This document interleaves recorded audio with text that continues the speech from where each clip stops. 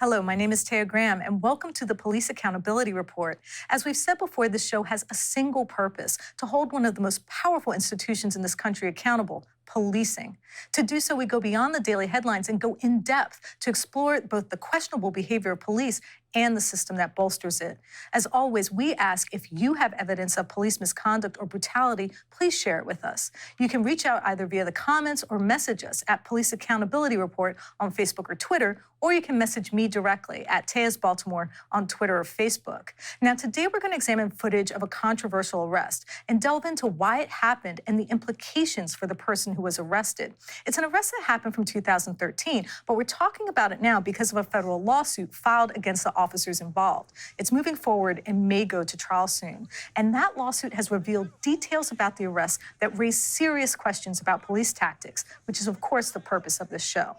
So the story starts with a typical American ritual, a day of fun at the beach. In this case, Ocean City, Maryland. But soon, as you can see in this video, a leisurely day at the shore suddenly turned chaotic and led to this, the aggressive takedown of a pregnant woman. Now, Stephen, as we watch this video, can you talk a little bit about what started this ordeal? Right. Well, what happened first was that a lifeguard who was, working at that time became concerned about a group of soccer players or people playing soccer on the beach, and allegedly told the soccer players not to play soccer on the beach. For what reason, it's really not clear.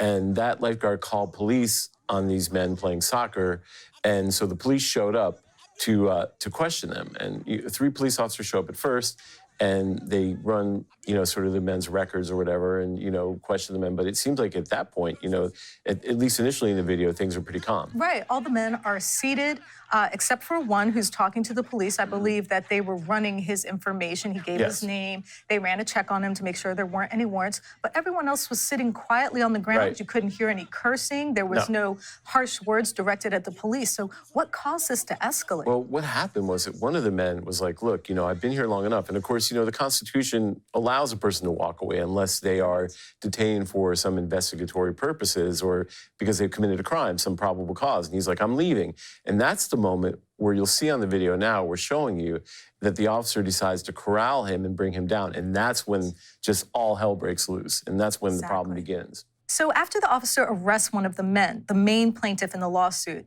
Delima Palmer tries to intervene. And this is where she ends up being taken to the ground.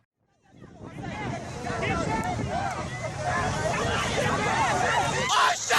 She's pregnant! She's pregnant! She's pregnant! She's pregnant! She's pregnant! She's fucking pregnant! She's pregnant! She's pregnant! What the fuck? Oh my God!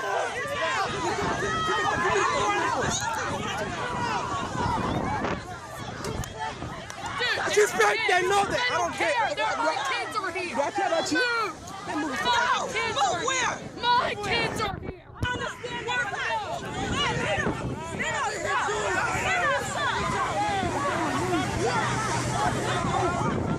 The arrest has consequences for Palmer. At the time, she was 8 months pregnant, and she claims in her lawsuit the encounter put her into labor prematurely and caused medical complications for her child.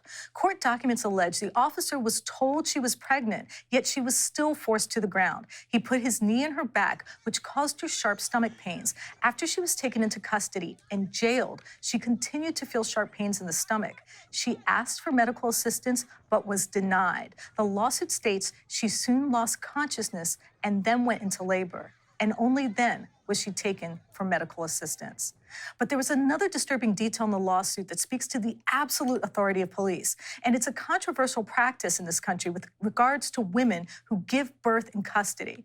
So, Stephen, can you talk a little bit about this practice that affects pregnant women going into labor? Well, in many cases, women are shackled when they're giving birth. If women are in prison, they're shackled. It's been very controversial in Maryland. They've tried to overturn it. I think they finally did.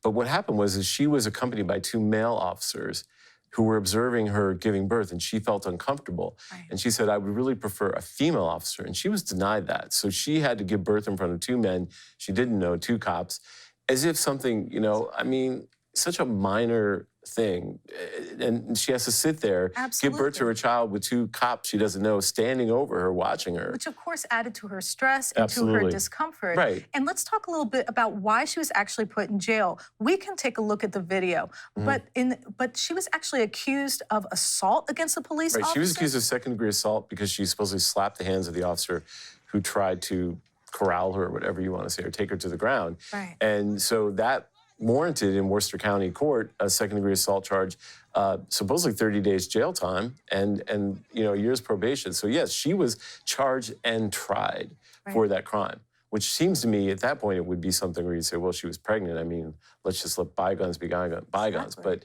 not with American law enforcement. It was like for some reason they had to prove a point. I don't really know what their motivation was, but in the lawsuit, they say they were completely justified. So I think it's important to be noted that the arrest of the pregnant woman who went into labor was actually prosecuted. That's right. The state found it worthwhile to try and convict Palmer. She was sentenced to a year probation in order to spend 30 days in jail. So, Stephen, where is the civil case now that the criminal case has been settled? Well, the civil case has gone through sort of the permutations that a civil case goes through, where there's like an initial filing of motions to dismiss and to sort of to block the plaintiff from going forward with the suit. But the suit has been scheduled for a conference of discovery, and then soon it could go to trial. I mean, it's past basically the initial legal hurdles that any sort of civil lawsuit has to say that it stated a claim and that the claim is worth hearing. So the federal judge has allowed it to proceed. It did notice in the court history filings that there is a settlement conference, so it could be on the verge of settling. Right now, the plaintiffs are asking for $1 million damages. So we'll see what happens. I mean, it's a federal lawsuit. Obviously, the plaintiff felt she couldn't file the lawsuit in Worcester County where this occurred. So a lot of these cases, and we've covered this, are going to federal court, saying violation of civil rights, which I think is a strategy to deploy because the local courts aren't going to give them a fair hearing. Also, we want to update you on a case we broke exclusively on the Police Accountability Report last week. Baltimore police officer Michael Gentle was convicted of first-degree assault for pointing a gun at a man who he almost hit with his car. Stephen was able to obtain new court documents that reveal a few new details. Stephen, can you tell us what those documents said? Yeah, we finally got a hold of actually, the documents that prosecutors filed to prosecute the case. When we initially broke the story, we just really had sources and we didn't really have the actual documents. Right. But the documents are very revealing because what we initially reported was that an officer was driving to work. He nearly hits a pedestrian. Yes. He is angered by that, gets out and points his gun at the pedestrian and orders him to the ground. But now what we see in these documents, which is extremely interesting, is that he not only ordered him to the ground, then began spewing racial slurs, and then also kicked him in the head and split his chin open. Right. So caused bodily harm. And also what the documents show is that this actual went to trial, or actually was prosecuted because of a neutral third-party witness who witnessed the whole thing and reported it. Because usually, police usually don't get prosecuted for these kind of things. Pointing a gun on someone is pretty common in Baltimore.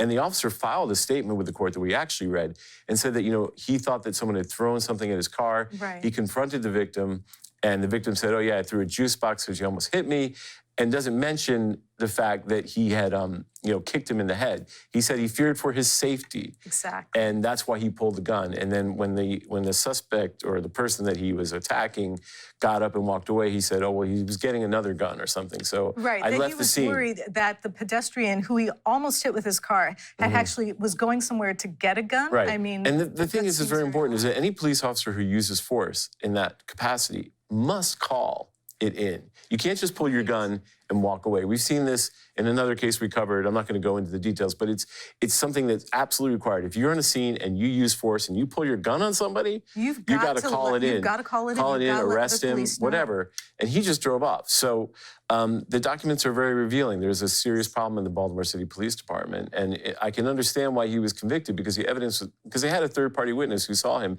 and they have pictures which we have not been able to obtain of the victim. But we're working on getting those pictures. We were working in those pictures. I mean, it really sounds like it was a serious injury, slamming his head into either the sidewalk or the curb, which caused his chin to split open. So we will keep following this story. Absolutely.